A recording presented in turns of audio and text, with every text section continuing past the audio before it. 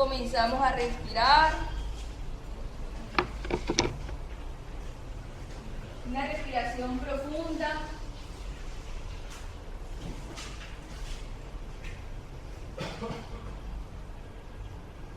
Le vamos a dar gracias al Maestro Jesús por tenernos aquí reunidos, tanto a los hermanos encarnados como a los desencarnados. Y le vamos a pedir para esta tarde la protección durante la tarea y especialmente que nos ayude a través de los guías, de nuestros benefactores espirituales, a recibir el tratamiento médico espiritual necesario para cada uno de nosotros. Pero especialmente, Señor, te queremos pedir mucho discernimiento en la mente y en el corazón para este estudio que vamos a hacer en esta tarde, para que no nos quedemos solamente con las palabras, sino que seamos capaces de ejercitar nuestra voluntad y llevarlas a convertirlas en otros. ¿Qué haces? El tema del día de hoy es el adolescente en busca de la identidad y del idealismo. Un título que dicen ustedes, ¿no? Está dirigido al adolescente. En la charla de hoy nos vamos a ubicar en tres dimensiones. Los que tengamos hijos, sobrinos, nietos, vamos a mirar sí al adolescente, pero también vamos a mirarnos a nosotros mismos y vamos a mirar a nuestros padres y a nuestros tutores del pasado. Vamos a estar en el presente mirando al futuro y mirando al pasado. ¿Por qué razón? Porque a pesar de que Juan escribió este libro como una ayuda para la crianza del adolescente, cuando uno lo lee, sabe que realmente ella nos está llamando a nosotros a ver qué tanto de lo que está ella diciendo, escribiendo, es lo que nos ha afectado en nuestra vida o que hemos dejado afectar. Tenemos que la palabra identidad hace referencia al conjunto de características o de rasgos que permiten distinguir a una persona de un conjunto. Durante los últimos 2 años de bachillerato, si mi memoria no está mal, si no ha cambiado, hay una clase que se llama filosofía. Y lo primero que llegaba el profesor de filosofía a preguntar era: ¿quién eres? ¿Para dónde vas?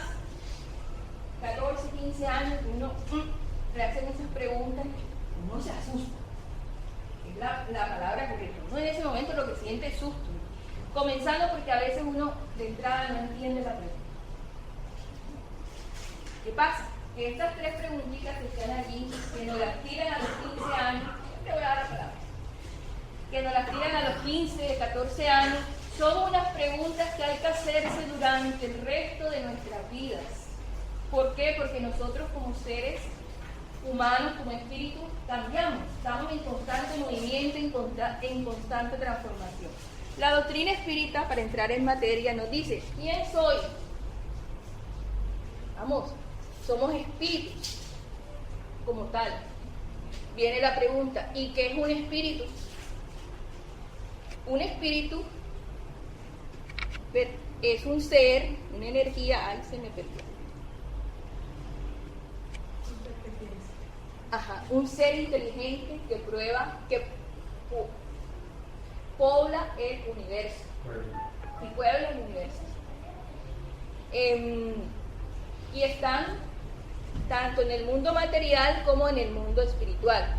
Entonces me dicen: bueno, pero si yo soy un espíritu como tal, ¿qué viene siendo también un espíritu? Una chispa divina, un hálito de energía creada por ¿quién? Dios. Exacto. O sea, ¿de dónde vengo? De Dios como tal. Como espíritu, aquí tengo ciertas características, que son ¿cuáles? El pensamiento continuo. O sea, cuando ya llego a ser un espíritu encarnado en un ser humano, ya tengo el pensamiento continuo desarrollado, la voluntad, el sentimiento, la conciencia, el libre albedrío y ante todo el sentimiento de amor, que es clave. ¿Por qué? Porque Dios, hemos escuchado y vemos en los stickers de muchos automóviles, en muchas casas, Dios es amor. 3 palabritas que son totalmente ciertas. Entonces, si Dios es amor y yo soy un espíritu encarnado como tal, entonces ¿seré yo también amor? Claro que sí. Entonces, ¿qué pasa? Que nosotros como espíritus, al ser hijos de Dios como tal, somos obra suya como tal. Y por eso es que nos podemos decir que somos hijos de Dios. ¿A dónde vamos? ¿Cuál es nuestro destino? Ser felices. Ser felices. Y me van a decir algunos, pero ¿cómo voy a ser feliz si yo en estos momentos tengo X y Y problema material o emocional? ¿De dónde sacas tú todas estas respuestas? Nos las da el libro de los espíritus, nos las da general. O sea, la pregunta es general, pero cada uno de nosotros, como espíritu, como hijo de Dios, nos toca comenzar también a contestar esas 3 preguntas. De esas palabras que están en esas preguntas, los filósofos como Sócrates, Platón, Aristóteles, una de las reflexiones que él hacía, el ser humano era un ser a preguntarse esas palabras, de dónde venimos, de dónde somos y por qué estamos aquí. Esa pregunta, preguntarse uno mismo, es un ser racional. Exactamente, eso es lo que decían los filósofos en esa época. Ya. Lo que pasa es que la filosofía, la historia, las ciencias en general, las hemos estigmatizado como tal. Entonces, cuando hacen estas preguntas, todo el mundo comienza a temblar. ¿Por qué? Por el miedo de tener que entrar a buscar las respuestas. Respuestas que no va a buscar en el vecino, ni en el hijo, ni en ninguna parte, sino dentro de uno mismo. Pero entonces, si yo estoy destinado a ser feliz, ¿por qué estoy vivo? ¿Por qué estoy encarnado? Se le llama alma al espíritu cuando está encarnado. Como tal, ¿para qué Dios me manda a este mundo que es de expiación, de prueba, que está en un proceso de transición, que sí va a ser amoroso, pero por ahora no? ¿Por qué me manda a encarnar? Simplemente porque Él quiere hacernos llegar a la perfección. Y resulta de que la mejor manera de aprender es teniendo experiencia. Nosotros escuchamos a los niños, a los jóvenes, déjame hacer las cosas a mí porque yo quiero aprender, yo quiero desarrollar. Bueno, Dios como Padre y Madre que es nuestro, hace eso con nosotros a cada momento. Pero también tiene otro objeto, y es de poner al Espíritu en disposición para cumplir la tarea en la obra de la creación. ¿Cuál tarea? Dirán ustedes. Vemos la naturaleza, estamos rodeados de animales, de plantas, ¿ya? Para mirar, digamos, que lo que tenemos a nuestro alrededor. Esas hacen parte de las cosas que Dios crea y que necesita colaboración nuestra para ejecutarla. Hay unos que van más allá, los planetas, las galaxias, las partículas infinitesimales. Todo eso que uno quiere ver y dice, ay, yo quisiera algún día saber cómo funciona o cuál es la ecuación de esa partícula, cómo hacer para que esa partícula funcione a mi acomodo. Bueno, para que tú puedas llegar a eso, tienes que tener una serie de, digamos, de plan de estudio, que son las experiencias que tenemos en la encarnación. Y resulta que Dios no hace nada al azar, todo lo encadena. Entonces, cuando tú estás encarnado, que te asignan, digamos, tareas particulares durante la encarnación, hay una ayuda para ti, para que aprendas, pero también con lo que tú haces, ayudas al conjunto, es decir, a los que te rodean, a tu planeta, en el caso, digamos, global, o a tu familia, que es donde está. Todos los espíritus, aquí en la pregunta 133, nos dice, somos creados sencillos e ignorantes, pero perfectibles. Es decir, todos partimos del mismo punto. Dios está creando en todo momento espíritus, en todo momento, y tiene sus asistentes. Uno de sus principales asistentes es el Maestro Jesús de Nazaret, el cual está encargado de este planeta, de nosotros, cada uno de nosotros los que estamos aquí, encarnados y desencarnados, somos su responsabilidad. entre comillas. Pero también está encargado del sistema solar. Tiene que cumplir con todo. De allí podemos nosotros comenzar a dimensionar como parte de hacia dónde es que vamos a llegar. ¿Y cómo hacen para que tú llegues a ese punto? Hombre, te mandan en una familia. Esa es la primera, digamos, la primera etapa, la primera fase como tal. Entonces, la doctrina espírita nos dice que somos espíritus y que cuando estamos encarnados tomamos del planeta en donde estamos asignados material para formar nuestro perispíritu y proceder después a formar el cuerpo físico. Como el espíritu es energía divina, ella está compuesta de átomos, moléculas que funcionan o vibran, porque realmente la palabra correcta es vibra, en diferentes frecuencias como tal. Entonces cuando se forma el perispíritu, se forma a partir de la condensación ya, de esa energía para después llevarlo al cuerpo material que tenemos, que ya es, digamos, más aterrizado el planeta, que es con el cual funcionamos. Ven ustedes aquí estos engranajes girando en forma indefinida. ¿Por qué? Porque estos tres elementos, en donde el que dirige es el espíritu, están siempre interrelacionados. Siempre.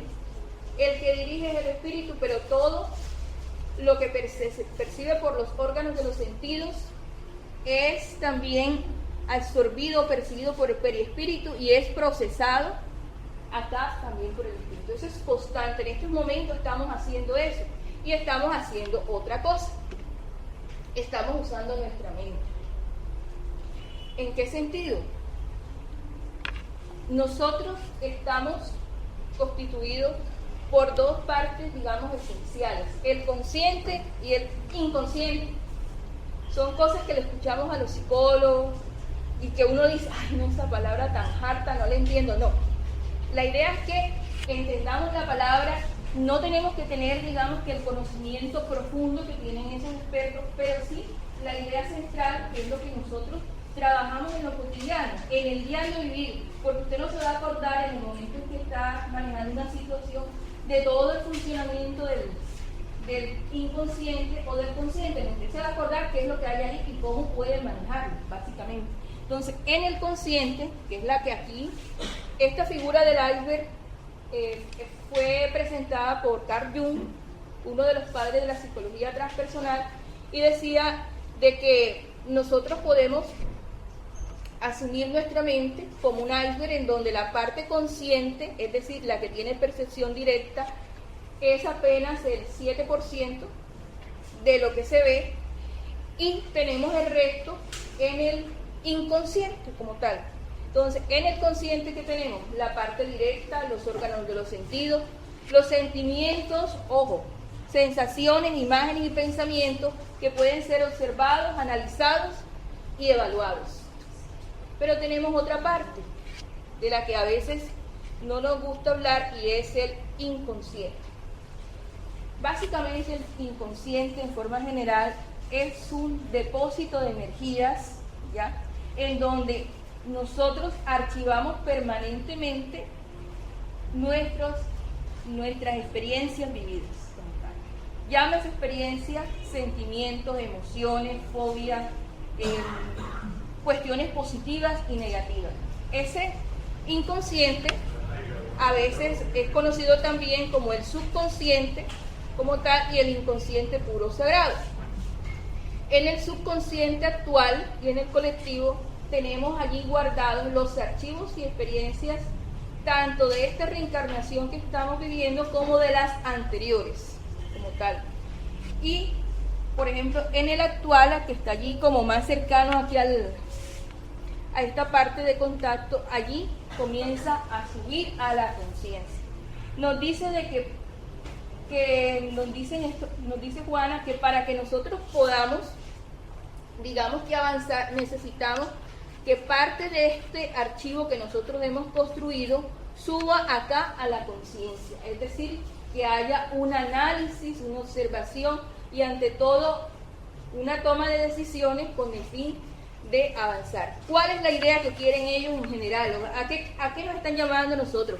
Que esta conciencia sea el 100%. Eso no se logra en una sola reencarnación, eso se logra en varias reencarnaciones. Vemos otra vez, seguimos viendo los engranajes. ¿Por qué? Porque nosotros permanentemente estamos mandando al archivador información o datos, más bien datos.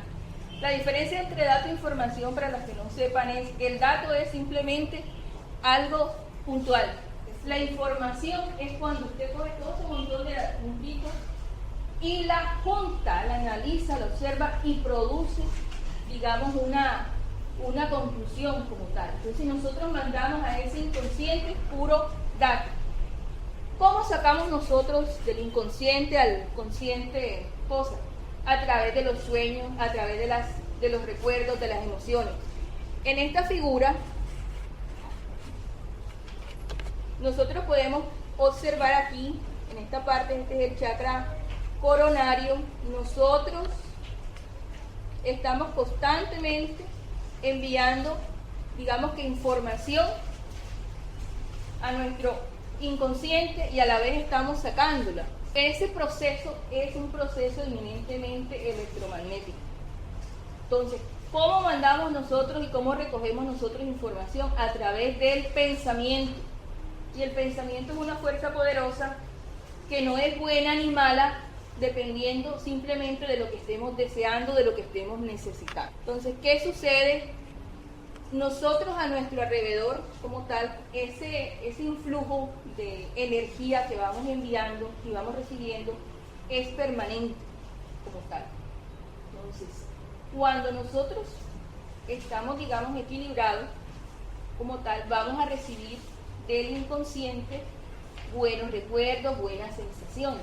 Pero cuando estamos desequilibrados, que es digamos que el factor más común en todos, las emociones y sensaciones que recibimos no son del todo agradables. ¿Por qué traigo yo a colación todo esto? Porque durante la adolescencia se activa una glándula muy importante, que es la glándula pineal, que ha estado dormida, que ha estado tranquilita, que ha estado quietecita, pero al llegar a la adolescencia, ella coge buena. Ella coge y dice, es hora de florecer, como tal. O en su defecto, es hora de causar una erupción, como tal. La adolescencia es una etapa de plenitud como tal, en donde toda la energía se exterioriza. Entonces ella nos dice, puede ser un despertar muy tranquilo, igual al botón de una rosa que se abre ante la caricia del sol, que le revela la intimidad, o sea, parte del quién soy como tal, que había al inicio, y en donde uno comienza a mostrarse también realmente como es, al niño, a la niña, al adolescente que tiene realmente dentro. Ya en ese momento uno se quita parte del maquillaje, porque el niño no tiene máscara, el niño tiene maquillaje. Y hay algo bien curioso con los niños. Esto que se dice aquí, que supuestamente es para el adolescente, quién soy, de dónde vengo, para dónde voy, usted puede empezar con los niños a decírselo ya. Se van a llevar la sorpresa de su vida, que lo entienden hasta mejor que nosotros. ¿Por qué? Para que cuando lleguen a esta etapa, sea en lo posible, en lo que le podamos brindar este botón de esta rosa. De lo contrario, que es lo que nos pasa a todos, el despertar no es siempre tranquilo. ¿En qué sentido el despertar no es tranquilo? Hay algunos adolescentes que sí tienen unas familias extremadamente conflictivas, en donde de pequeño les tocó enfrentarse a lo duro. Y hay otras familias en donde, entre comillas, todo es perfecto. Pero como nosotros somos espíritus, como hemos reencarnado varias veces, como hemos construido ese inconsciente, con experiencias buenas y malas, en ese momento aflora lo que tenga planificado Dios que debe aflorar. Y en eso soy muy clara, porque no siempre muestran todo el archivo porque usted no está listo. Simplemente dan aquello, digamos que las pautas principales. Entonces, ¿qué sucede? En esa erupción aparecen lo que llaman fobias. ¿Qué fobia? Es el miedo. Un adolescente, cuando llega a esa edad que siente que las hormonas le caminan por todos lados, comienza a sentir ese miedo. Lo que pasa es que de pronto nosotros ya como adultos no recordamos ya esa sensación, esa emoción, pero uno lo que sentía era miedo, pánico. Todo el mundo me pregunta qué quiero de la vida, para dónde voy, qué quiero, o sea, un montón de preguntas que te las ponen de un momento para otro y tú no sabes qué contestar. ¿Por qué? Porque primero, a veces no tienes la experiencia, segundo, de pronto no tienes el apoyo, y tercero, oye, estás paralizado de miedo. Tienes que comenzar a tranquilizarte, porque ninguna de las respuestas de las preguntas que estaban al principio son para contestarlas exclusivamente en la adolescencia. ¿No? Tienen toda la vida, y si hacen los más jóvenes el ejercicio de anotar sus respuestas año por año, cuando lleguen a cierta edad se van a llevar una sorpresa, digamos, bien interesante, de ver cómo han cambiado, ya sea para mejorar o para empeorar. Entonces nosotros aparecemos con conflictos de culpa. Nos sentimos culpables y no sabemos por qué. Vemos a X y yo persona y hay algo que me siento, yo si hago esto, o sea, comienzan un montón de cosas a aflorar como tal. Y también aparecen los mecanismos de fuga. ¿Qué son los mecanismos de fuga? Querer sacarle el cuerpo a las cosas. ¿Por qué? Porque tienes miedo. Así de sencillo. Entonces, ¿qué pasa? ¿Qué pasa con todo esto? Si nosotros, lo que vimos al inicio, construimos nuestro inconsciente, que es nuestro archivo de recuerdos, con cosas positivas o negativas, nosotros podemos, con nuestro pensamiento, con nuestro trabajo interior y exterior, reprogramar, porque realmente es una pequeña reprogramación, ese archivo del inconsciente. ¿Y cómo? Subiendo lo que haya que subir del inconsciente, enfrentándolo e ir quemando esa etapa. ¿Eso lo puede hacer un adolescente? Sí. ¿Lo hacen? Rara vez lo hacen. ¿Lo hacemos nosotros los que estamos aquí sentados? No. Y parte de los problemas que tenemos, digamos que después de cierta edad, hacen parte de esta fuga que hemos recibido o que hemos hecho. Hay que tener presente algo, y es que nadie se encuentra reencarnado en la tierra si la existencia física no fuese una finalidad superior. Errores y aciertos constituyen recursos de engrandecimiento de la conciencia para logros más grandes de su destino, que es de naturaleza cósmica, cuando se encuentra en perfecta sintonía con los planos y programas del universo. Es un pensamiento muy bonito del libro Vida, Desafíos y Soluciones, de Juana de Ángeles, como tal. Nos hablan de esta palabra, discernimiento. ¿Qué es el discernimiento? Discernimiento es la capacidad de establecer un criterio para identificar cada uno de los elementos de una cuestión, ver cómo se interrelacionan entre sí, como tal, o sea, cómo funcionan y qué pasaría, ¿ya? O cómo afecta cada uno el conjunto de las cosas. Cuando nosotros pedimos discernimiento en la mente y en el corazón, es que podamos con nuestro intelecto comprender lo que aquí se nos da, y con el corazón la fuerza de voluntad de coger esas palabras tan bonitas que nos dan, tan sencillas, y llevarlas a la práctica, que a veces nos quedamos en la teoría y no somos capaces de llevarlo como tal. Entonces, ellos, ¿qué pasa? Como tienen miedo, cuando uno tiene miedo, hace lo que sea más fácil, como tal. Ellos escogen lo que sea más fácil como tal, y se acomodan a ciertas situaciones, especialmente las fisiológicas, como el comer, el dormir, vencer el tiempo como tal. En esa etapa de la adolescencia es donde nosotros perdemos más el tiempo. ¿Por qué? Porque no sabemos cómo utilizarlo, y tampoco vemos en el adulto el ejemplo suficiente como para hacer, digamos, que imitar el comportamiento correcto como tal. Pero no es regla general. No es regla general, estoy hablando de, digamos que del gran porcentaje de la humanidad.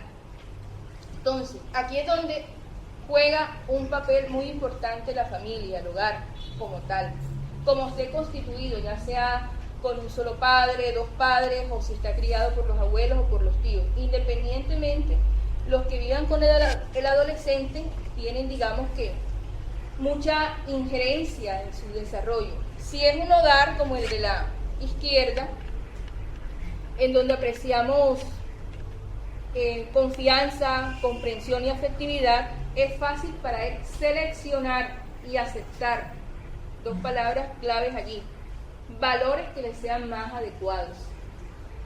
En el adolescente comienza ya a, digamos, a tomar decisiones como tal, pero la idea es que de nosotros desde los que son niños los enseñemos a decidir, para que cuando llegan en esta etapa no se les haga tan dura. Cuando ya el niño pequeño, cuando usted le enseña a decidir, ya sin llegar a que se convierta en un niño de esos que son quisquillosos, que todo gira alrededor de ellos, podemos lograr adolescentes, digamos, un poco más aplomados como tal. Si por el contrario nuestro hogar es perturbador, lo que hacemos es que él coge y huye. La palabra es allí huir, y no solamente desde el punto de vista físico, es decir, que sale de la casa, se va con de los amigos, sino también desde el punto de vista mental. ¿Cómo?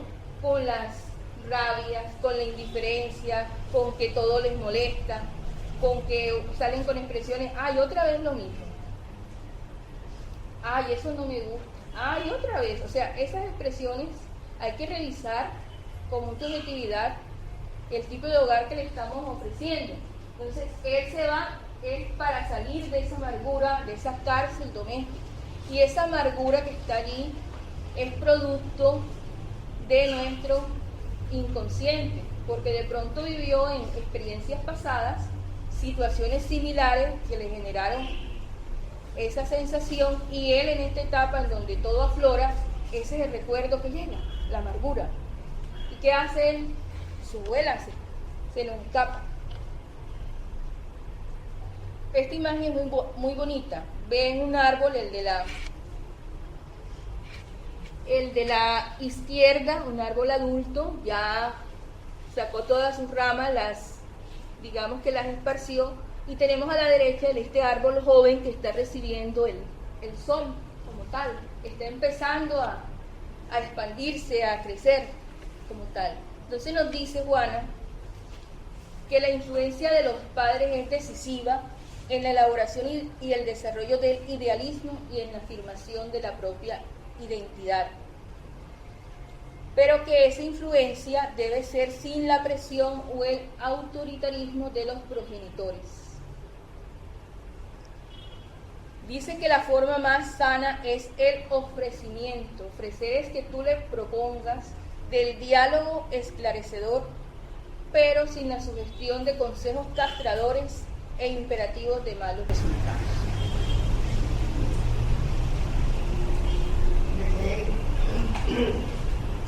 Analizando toda esta psicología que Juana nos presenta y el paralelo con la psicología tradicional, dicen los psicólogos actuales que a los niños no se les puede castigar más de un minuto, a los 3 años 2 minutos, a los 5 años 5 minutos. Nosotros no podemos brindarle a la psicología tradicional el conocimiento transpersonal. Tenemos la ventaja nosotros de saber que estas nuevas generaciones son espíritus mucho más viejos, de mucha más trayectoria, más delicados y más complejos. No sabemos cuál de ellos viene a ser, digamos, su última experiencia, su última oportunidad, y si no la aprovecha, sale del planeta. O el otro que venga a aportarle a la familia, a la comunidad y al progreso mundial. Entonces los padres digamos que además de un buen ejemplo, necesitan este conocimiento. Prepararse con este conocimiento a los futuros padres, especialmente a los adolescentes que van a ser padres jóvenes, a las abuelas jóvenes, conocer la trascendencia del espíritu para poder entender a los seres que creemos que son chiquitos, que son unos niñitos, que no saben nada y saben más que todo el mundo. Son sabios porque son espíritus de mundo recorrido. Era eso. Varían los castigos, varían las represiones, varía ese método que a mí mi papá me dio vuelta y aquí estoy. Eso no funciona ya. Ella más adelante dice de que en esta etapa hay que desarrollar la habilidad psicológica para orientarlos, no para manejarlos. Y hay una cosa también que me llamó la atención de ella. Ella dice siempre es ofrecer, proponer, ya. No imponer, no castigar, no reprimir, no prohibir. Explicar y dialogar. Yo diría que lo más importante, los que fuimos padres, somos padres, tenemos abuelos, es sacar de nuestro lenguaje el miedo. El miedo, porque el miedo fue el fundamento con que nos manejaron a nosotros. Y el miedo es el fundamento con que se plantearon en dominio ciertas filosofías.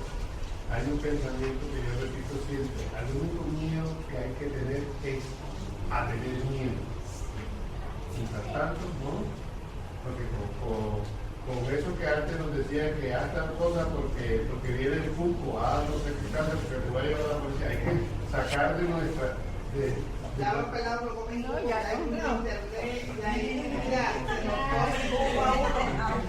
Yo no me considero tan joven, yo no soy tan joven, pero yo también cuando me decían el cuento que viene el cuco, el fantasma, yo decía, lo voy a mirar para ver si es verdad o no. Y era aquí la palabra miedo la usa Juana porque existe el miedo. No, por eso es que existe, no la podemos sacar del lenguaje. Lo que tenemos es que no utilizarla para obtener un resultado. Exacto, no. Eso es lo que estoy diciendo. Debemos sacar el miedo de la forma de educar a las personas y de tener claro que nosotros no debemos tener miedo. Miren, aquí de esta parte también hay que tener en presente algo, y es la palabra diálogo. En el diálogo hay una interacción de hablar y escuchar. Y hablar cuando es con un adolescente es con la verdad, con la sinceridad, pero envuelta siempre en el amor. Y del adolescente para el padre o el tutor lo mismo. Porque hay veces que hay personas que cogen... Yo te voy a decir las verdades, pero las verdades las dicen con tanta imponencia, que ellos, dureza, que creen que están diciendo las cosas y se sienten como que yo me las sé todas. ¿Saben lo que dice Juan al respecto ahí en adolescente? En vida, dice de que en el fondo esas personas que quieren imponer su verdad, en el fondo son personas que todavía son niños y niñas caprichosos, que no han podido vencerse a sí mismos. ¿Por qué? Porque es más fácil señalar al ajeno que mirar para adentro. La inmadurez. Sí. Bueno, nos dice algo que es común para todo el mundo, incluso para nosotros que somos adultos, a veces cuando nos dan consejos como tal, los escuchamos y nos hacemos los locos. Dice ella que esa es una tendencia en el joven normal, huir a los programas elaborados. ¿Por qué? Porque el joven quiere adquirir conocimiento por sí mismo. Y eso es algo perfectamente válido, porque esa experiencia es con la que va a alimentar a su espíritu. Y pueden ser buenas, malas, regulares. Simplemente son experiencias de aprendizaje. Y aquí en más viejos, no solamente está refiriéndose a las personas de edad avanzada, o sea, padres, abuelos, no. También a los compañeros y amigos de la misma edad, ya, pero que tienen un pensamiento de pronto más aplomado o más prudente que el resto. Entonces los consideran, no, esa pelada piensa como una vieja de 100 años. Ya. eso también, ellos cogen, uy, yo no quiero escuchar eso, pero irónicamente sí escuchan.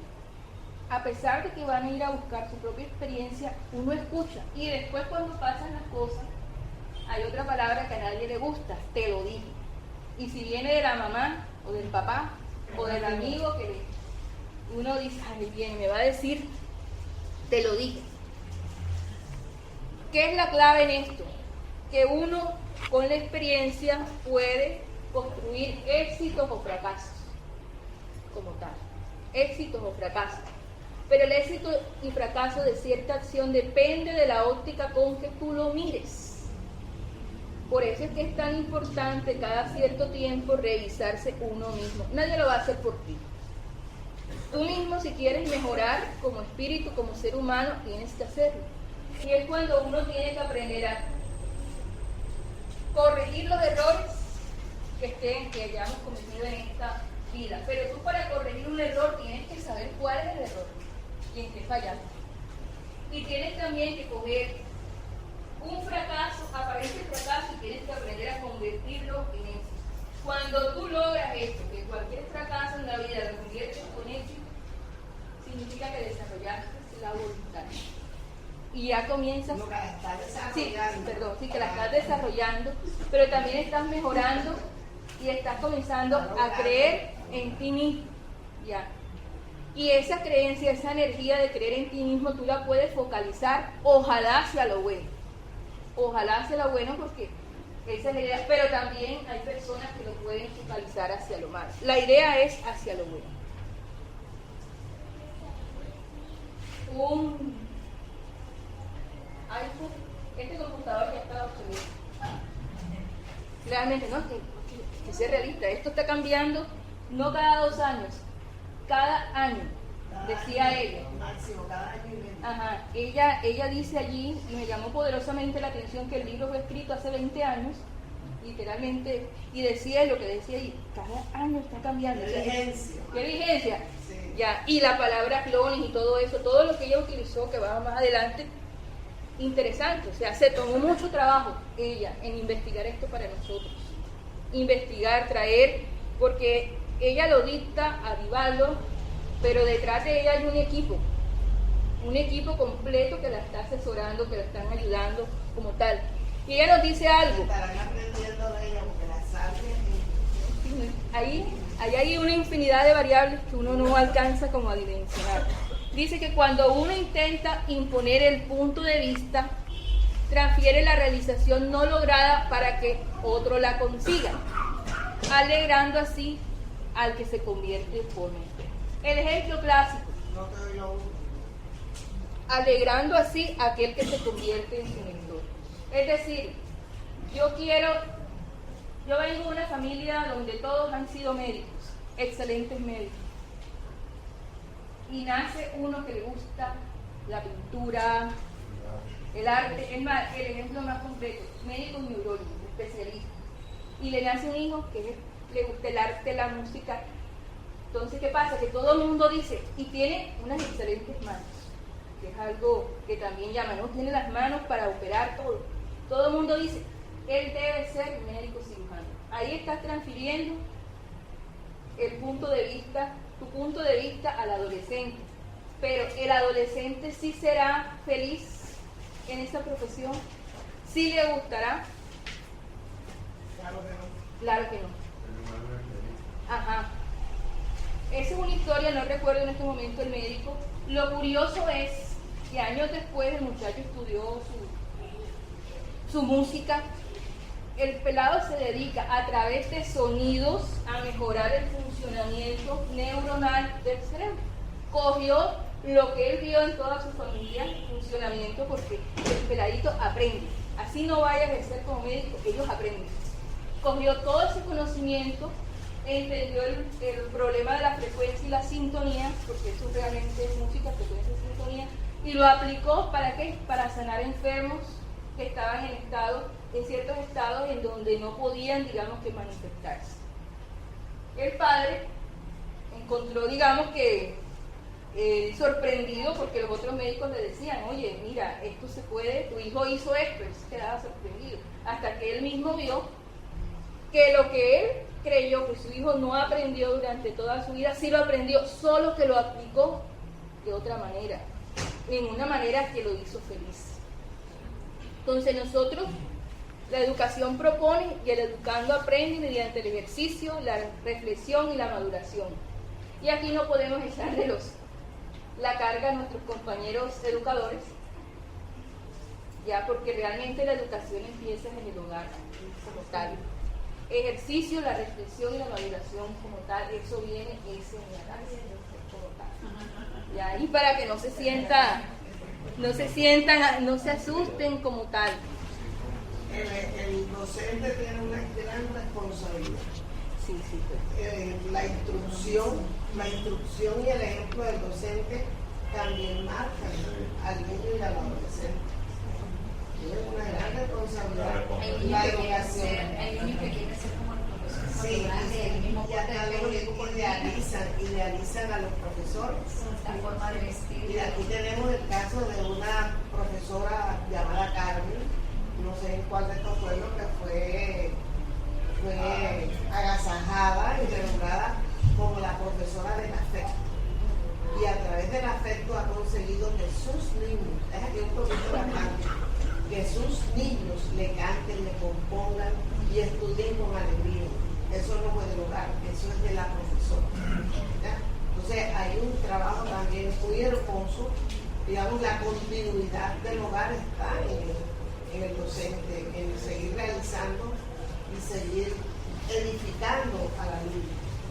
Yo viví una experiencia, una vez me castigaron en química y la profesora la maldad la hice en el colegio y ella corta el castigo que me dio, que estuviera a las 6 de la tarde en la casa de ella y me enseñó a tejer con aguja, con doble aguja. Me tenía de 6 a 8 de la noche. Qué buena beneficio. No, por eso lo dijo. Qué bonito, y aprendí yo a tejer con doble aguja. Claro. No, a mí me echaban de la clase. No, de 3 clases me echaban. depende, es lo que estamos diciendo, depende del maestro. Y me echaban porque preguntaba mucho y ponía en problemas junto con otro grupito al profesor.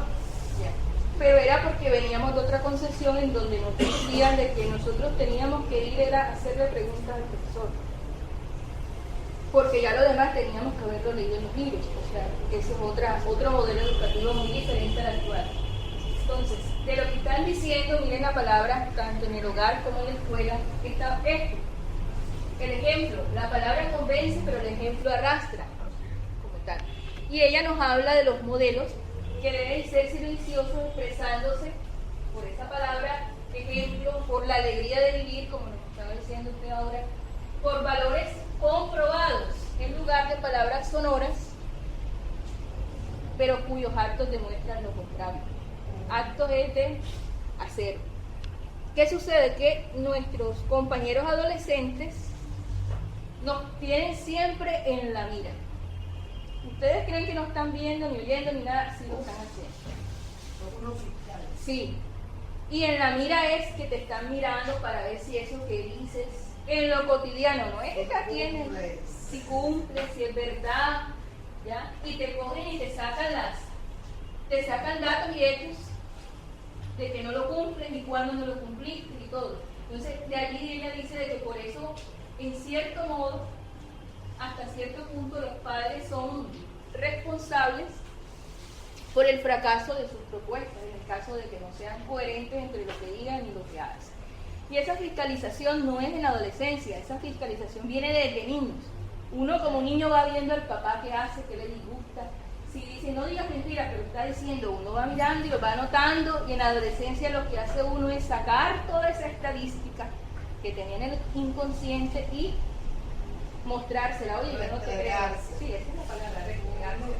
Pero es que hoy en día los adolescentes lo que analizan y lo que más son fiscales, pero en uno es por el éxito en la empresa de la vida, del mundo, nada más, de lo que tú sabes, pero de las virtudes ni por ahí nada se dan cuenta más que todo que es de que allá yo le digo a los hijos míos, si vos de profesor allá en la universidad en mecánica, tiene no sé qué asesoría, se gana no sé cuánto y el otro igual, pero ellos miran es eso.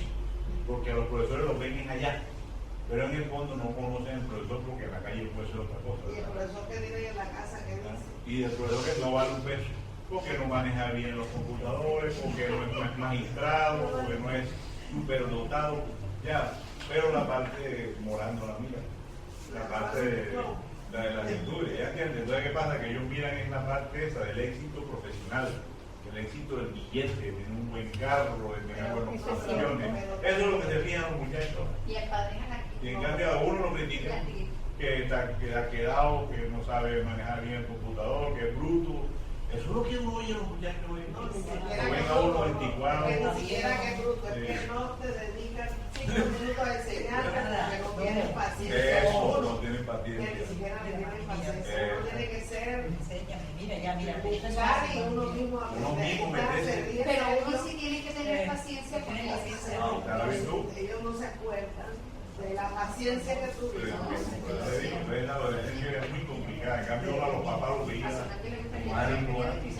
no quería ser. No te parece. pero ella no. Es que ni saben la vida del mundo. Ni les interesa. Es complicada Yo me río yo me río de los comentarios. Yo tenía a mis papás en el punto de mira, literalmente, yo no se las dejaba pasar a nada y los tenía cristalizados con datos y ellos me llevaba Me cayó la lección. no me cayó la lección. De primera. ¿Y qué pasó? Yo también miraba lo mismo que usted, don Jaime, hasta que obtuve exactamente lo que quería. O sea, el dinero, todo. Pero llegó el momento que como adulto dije, ya tengo todo esto, pero esto no me satisface. Hay algo dentro de mí que todavía no tiene vacío. El vacío. Cuando ya uno siente ese vacío, ese que uno comienza a mirar, a buscar, y comienza a ver el ejemplo del papá, ahí sí lo valora uno. Vea que mi papá era muy estricto, es muy estricto en los tiempos, en la puntualidad, y yo soy indisciplinada, yo siempre me paso 10 minutos, siempre. Entonces uno comienza allí a tomar ya el ejemplo, conciencia y aplicarlo. Ella no... Si te vas para Cali, entonces ahora la coge el frijolito que te hacía tu mamá. La misma lenteja. Los regaños. No, los regaños, eso, créanme que el pensamiento vuela. Literalmente, eso no necesita tenerlo uno al lado a veces. Y ellas tienen, como uno está conectado a su cardíaco, ellas sienten a veces, hasta el final lo que uno siente. Ellas cogen y mandan mentalmente el pensamiento ya. Dice, la identidad de cada uno tiene sus características personales y no podemos ser clones. A pesar que vemos en esta figura todas las muñequitas iguales, vemos una diferente como tal. ¿Por qué? Porque uno tiene que buscar su propia individualidad. Cuando decíamos de que Dios nos había creado al principio y era amor, el amor es común a todos, pero cada uno tiene dentro de nosotros, digamos, que una característica principal. Y nos dicen que si nosotros como adolescentes o adultos jóvenes no hacemos esta búsqueda de identidad como tal, vamos a pasar, o el adolescente más que todo, va a pasar toda la vida, ¿ya? Hasta el periodo de vejez como tal, haciendo la búsqueda que nunca termina, porque el cuento de esto es terminar la tarea. Si usted se va a preguntar hoy, ¿quién soy? Es quién soy. Si mañana es para dónde voy. Si usted no es capaz de ponerle un inicio y un fin a la tarea, no la va a terminar nunca. Entonces nos dice, por eso mismo, una avanzada edad biológica no es sinónimo de sabiduría ni de equilibrio. Hay muchos jóvenes que son maduros y adultos que son niños caprichosos como tal, o niñas caprichosas, para que no se sientan aludidos los caballeros. ¿Por qué? Porque todavía persisten en una infancia no enfrentada, no analizada como tal. Estas personas caprichosas como tal, ella dice aquí en Autodescubrimiento de que en su interior son personas vacías, inseguras, pulsánimes, desorganizadas, dependientes como tal, que quieren amor pero no lo expresan, quieren comprensión y muestran agresividad. O sea, todo lo quieren ellos, pero no son capaces de darlo. ¿Sabes qué es chuchu? No, señora. Que está amamantando. Ah, ya, exacto. Siguiendo derecho. Exacto. no se respetan, Lo que dijiste quieren ahora. conectar el cordón umbilical toda la vida, están viejos y están pegados a la corriente de la. Entonces, ¿qué sucede? Eso está de moda. Y por eso era que les decía de que miráramos digamos que todo el libro hacia el adolescente, nosotros mismos y hacia el pasado. Nos dice ella que cuando nosotros detectamos que todavía somos niños caprichosos, es necesario comenzar a superar con la decisión de reencontrarse y amarse, a enfrentarnos con el niño interior para hacerlo crecer y realizarse como tal. Dice así. Como tal. Dice, esto lo puede superar mediante la decisión de reencontrarse y amarse, a enfrentar a su niño interior para hacerlo crecer y realizarse. Se acostumbra a afirmar con cierta realidad que interiormente todos los individuos son niños que carecen de amparo, de ternura, de comprensión. En esa afirmativa y razones subyacentes debido a la herencia psicológica infantil de la insatisfacción, de los miedos, de la crueldad y de la agresividad que quedaron estratificados en el inconsciente y que necesitan ser liberados con la concientización de su realidad como ser digno. Lo que pasa es que yo se los digo en palabras cortas, como tal, por razones también de tiempo. Entonces, el que cuando ¿Cuánto le estamos de tiempo? ya casi, no, ya, Bueno. no, señor. Entonces, es necesario que nosotros como adultos miremos qué tanto de niño caprichoso tenemos y lo Es que enfrentemos. no somos adultos, estamos creciendo. Sí. Precisamente para poder avanzar más rápidamente. Entonces, los progenitores como tal, es necesario comenzar a conocer al niño como tal y ver que aquellas tendencias positivas que detecten, poderlas, digamos, afianzar, desarrollarlas mejor. ¿Por qué? Porque los ayuda, digamos, que a mejorar su idea, su mundo de ideas y el quién soy. Sin embargo, si miran, digamos, que el chico, la chica es egoísta, es caprichoso, que viene con muchos desórdenes, digamos, morales como tal, es necesario coger y enseñarlos a encauzar esa energía, porque todo es energía, hacia cosas más agradables para ellos, pero que sean más tangibles. Y aquí nos dicen o nos ofrecen herramientas como la meditación, la oración, el ejercicio físico como tal, para que el niño coja esa energía y la encauce hacia cosas mejores y pueda, digamos, que superar esa tendencia, porque lo ideal de todo esto es ir hacia lo bueno como tal. Y ella nos comenta de que nosotros tenemos dos opciones: esta de la izquierda, que es la discusión, la imposición, o esta de la derecha, que es el diálogo. Entonces nos dice: en las luchas continuas que se convierten en imposiciones inoportunas, enriquecidas de quejas y lamentaciones por los buenos intentos dirigidos al hijo, al cual se le informa no saber aprovechar todo lo que recibe, que yo creo que lo hemos escuchado, lo hemos dicho también.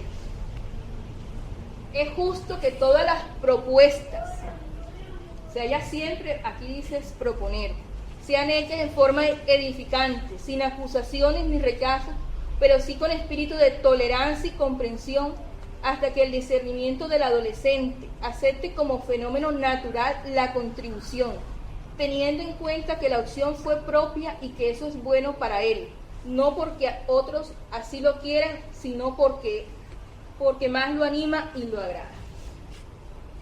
Si usted empieza desde niño a enseñarle a decidir, a ver cómo se escoge, a desarrollar esa capacidad de discernimiento, cuando Mira, llegue... hoy los pelados no aceptan que tú lo viste. Mira, todo eso. No, eso...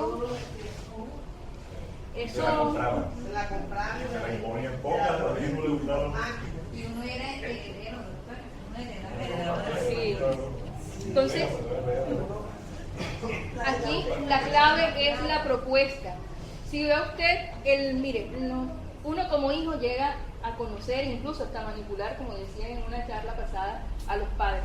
Ustedes tienen que aplicarle la misma, tienen que aprender a identificarles qué les gusta, qué no, Y no solamente en lo que le dice, eso a mí no me gusta, no. Mírenle los gestos de la cara, de los ojos, que eso dice mucho más que las palabras que el mismo adolescente está diciendo. Entonces dice, la adolescencia, además de ser un periodo de formación y de adaptación, es al mismo tiempo de transformaciones que merecen paciencia y habilidad psicológica. Y ahí sí nos toca remontarnos a la paciencia que tuvieron nuestros padres con nosotros. Porque muchos de los que estamos aquí sentaditos tampoco fuimos de adolescentes como que tres cositas buenas. Lo que pasa es que ya la madurez, la adultez, digamos que mira uno las cosas de otra forma. Pero cuando ya uno se pone en el lugar del papá o de la mamá y dice, pues yo de mi mamá, con este comportamiento mío, yo hubiera hecho esto y esto y esto. Vemos a esta niña con unos audífonos, no sabemos exactamente qué puede estar escuchando. Del lado del lado izquierdo una guitarra o una batería. El izquierdo nos representa el interés familiar que trabaja pues para lo mejor del educando, y la batería nos representa el grupo social en donde está inscrito el joven o la joven, que muchas veces conspira, entre comillas, contra lo que los padres, digamos, desean, contra las actitudes saludables como tal. Entonces, ¿qué pasa? Que el adolescente con tal tiene dos opciones: o juntarse al grupo como tal, es decir, tratar de ser igual a los demás, o quiere ser diferente. De todas maneras, independientemente de lo que escuche el adolescente o lo que escoja escuchar, porque allí eso es lo que el chico o chica escoge, el consejo es que escuchen los dos lados y que tomen una decisión propia, sin influencia de ningún tipo. ¿Por qué? Porque ¿qué le va a ayudar a esa decisión? A tener más seguridad en sí mismo, como tal. Y nos dicen que aquellos adolescentes que se exhiben, que les gusta el conflicto, realmente son seres inseguros como tal, que se escudan a través del drama, de la desfachatez, del cinismo, de esa inseguridad, de ese desamor que tienen por sí mismos.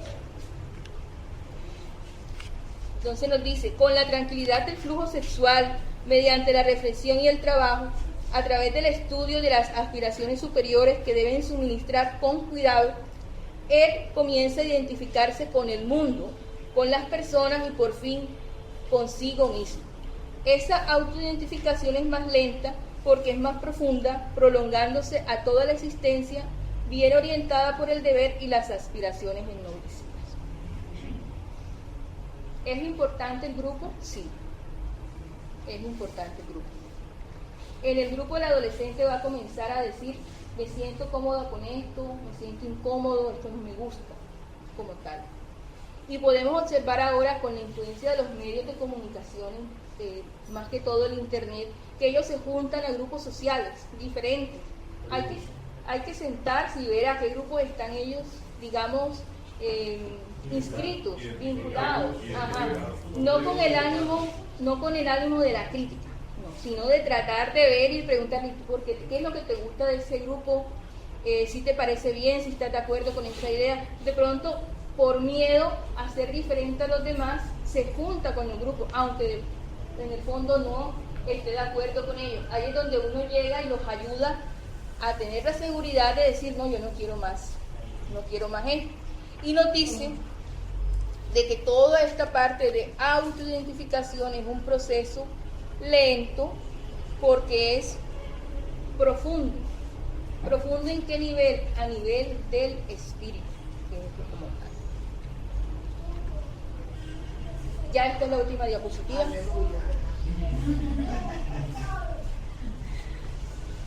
Entonces, es necesario de que las ideas o el idealismo se convierta en un alimento que deba ser ingerido en forma frecuente, y el idealismo a través del ejemplo como tal. ¿Por qué? Porque hay que ser realista. Hoy en día ellos están sometidos al bombardeo como tal de los medios de comunicación, de ejemplos no adecuados también en televisión, en los mismos compañeros, en los mismos hogares, incluso en los hogares familiares. Entonces, si ellos no se les se les ayuda a que tomen ese alimento, pues digamos que no tomarán el camino más adecuado. Como somos espíritus, reencarnamos muchas veces para terminar tareas pendientes, pero también nacemos para aprender otras nuevas. Y ahí es donde uno tiene que darse la oportunidad, no importa la edad que tenga, de aprender nuevamente, de tratar de actualizarse. Si sabemos, por ejemplo, como adultos, que se nos dificulta el internet, hombre, hagamos el esfuerzo nosotros de tratar de aprender, ya, como tal. Nos dicen que en la fase de inseguridad de la adolescencia, toda vigilancia se hace necesaria, de modo de poder auxiliar al joven a encontrarse y a definirse en el ideal de la vida, entregándose a él confiado y rico de perseverancia hasta conseguir la meta ambicionada. La idea es que no pasemos nosotros el resto de la vida como seres inseguros. Y básicamente la ayuda... Ajá. La idea es apoyar al niño, y cuando dice vigilancia no es que le vayamos a interferir con su desarrollo, con estar, digamos que, fiscalizando todo lo que hacen, no. La vigilancia aquí es de un modo muy prudente, es decir, de acompañamiento. Ajá. Si uno ve que necesita algo, que esté intranquilo por algo, metérsele con el diálogo, con cosas comunes, afines, para que nos exprese qué es lo que le pasa como tal. ¿Por qué? Porque ¿qué se necesita para vencer la inseguridad? Perseverancia. Pónganle pequeñas metas que puedan ellos obtener para que vayan ganando autoconfianza. Bueno, ya me pasé 5 minutos. Esto queda para otra ocasión. ¿Qué es esto? Este es un esquema en donde permite, digamos, hacer un análisis de quién eres. Hay algo bien particular. Nosotros no podemos ayudar en el proceso de autoidentificación del adolescente si nosotros como adultos no hemos hecho el ejercicio de saber quiénes somos, para dónde vamos. Ese ejercicio que yo sé que es aburrido, que es desagradable para algunos, pero en que entre más dilatemos... No, es un ejercicio personal. Para la casa, siéntense ustedes primero, háganlo como tal. Él tiene un rango de fechas, ¿ya? Y un objetivo. ¿Por qué rango de fechas? Porque es necesario analizar las cosas siempre en intervalos de tiempo. No somos los mismos seres de hace 5 años, ni de 10 años, ni de vidas pasadas. Y tenemos que mirarnos primero a nosotros. ¿Por qué? Porque el chico o la chica, adolescente, ya nos analizó, ya nos escudriñó, ya sabe cómo envolvernos. Y si nosotros no sabemos o no nos conocemos a nosotros mismos, ¿cómo lo podemos ayudar en ese proceso? Cerramos los ojos. Bueno, vamos a respirar.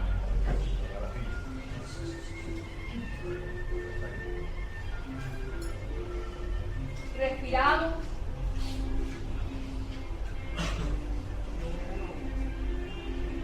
Nuestros hermanos espirituales, nuestros guías, nuestros familiares han acondicionado el sitio con los fluidos espirituales necesarios para cada uno de ellos.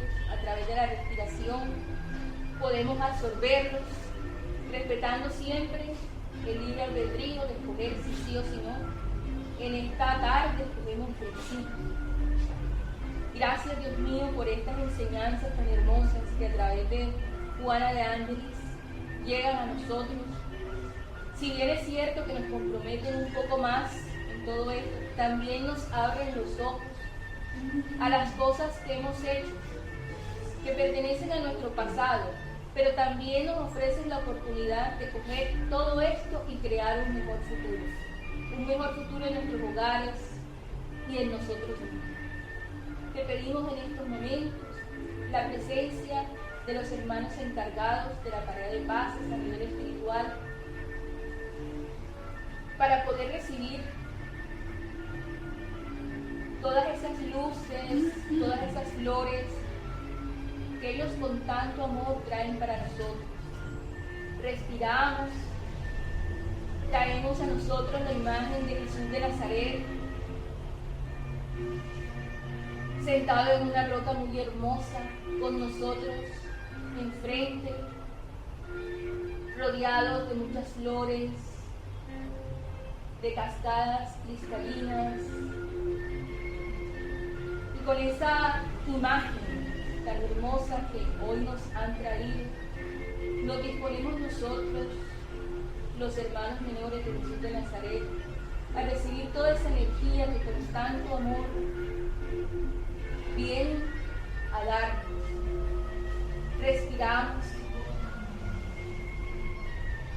y sentimos cómo nos bañan esas aguas cristalinas, cómo ese aire ionizado llega hasta nuestras fosas nasales y comienza a limpiarnos de todas esas energías que con nuestros pensamientos y nuestros actos hemos colocado en nosotros mismos.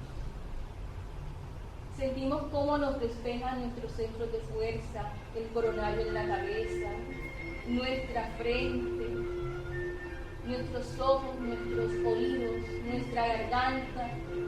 Nos la adecúan para decir las palabras de te amo, te quiero, y también las de perdón y aquellas verdades que por negligencia no hemos dicho. Bajamos a nuestro cardíaco y allí la energía oro brillante entra y nos limpia y nos depura, quitándonos esas piedras, esas telarañas de resentimientos, de remordimientos, esas sensaciones de culpa, esas rabias que a veces tenemos.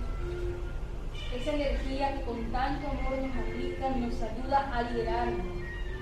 Y bajamos hasta nuestra caja abdominal, nuestra caja torácica, y vemos cómo nos auxilia en nuestro plexo solar, en nuestro esplénico, es decir, en el hígado, en toda la parte del sistema digestivo, en el estómago, la parte de nuestros intestinos y riñones, y llegamos a nuestros órganos reproductores, y allí también sentimos cómo nos limpian, nos equilibran. Respiramos nuevamente y ahora ante nosotros esa cascada tan hermosa se presenta como un espejo diamantino en donde nos reflejamos, en donde nos vemos con nuestros aciertos, con nuestros desaciertos del ayer y de hoy. Y a pesar de que no estamos en las mejores condiciones frente a ese espejo, sentimos cómo llega el Maestro Jesús y nos pone la mano alrededor de nuestros hombros. Y a pesar de que no tenemos los vestidos más adecuados, con su manto nos envuelve y sentimos cómo esa onda de amor llega a cada una de las partículas que componen no solamente nuestro cuerpo físico, sino nuestra mente y nuestro espíritu. Démosle permiso a nuestro hermano mayor para estar junto a nosotros en estos momentos frente a ese espejo. Y allí en ese espejo nos vamos a mirar junto a él como seres llenos de amor, llenos de todas esas virtudes que sabemos que tenemos por ser hijos de Dios. Con gran cariño le damos las gracias a Él y extendemos una pequeña oración por nuestros familiares, por nuestros padres, ya sea que estén encarnados o desencarnados, por nuestros familiares hijos, sobrinos, nietos, por aquellos que están a nuestro cargo, pidiendo que también esa energía podamos nosotros compartirla con ellos. Y regresamos nuevamente a sentarnos y respiramos por última vez y le damos las gracias a Dios por todas las bendiciones que nos ha dado. Permítenos, Padre de bondad, la magnificación del agua para terminar el tratamiento que hemos recibido, el regreso sanos y salvos a casa y ante todo tener el valor, el coraje y la fuerza de voluntad de hacerlo por Él. Gracias. Gracias.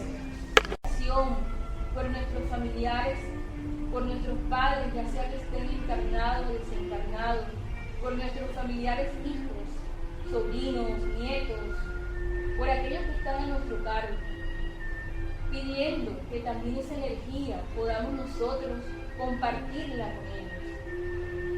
Y regresamos nuevamente a sentarnos y respiramos por última vez y le damos las gracias a Dios por todas las bendiciones que nos ha dado. Permítenos, Padre de bondad, la magnetización del agua para terminar el tratamiento que hemos recibido, el regreso sanos y salvos a casa y ante todo tener el valor, el coraje y la fuerza de voluntad de hacerlo por él. Que así sea. Que así sea.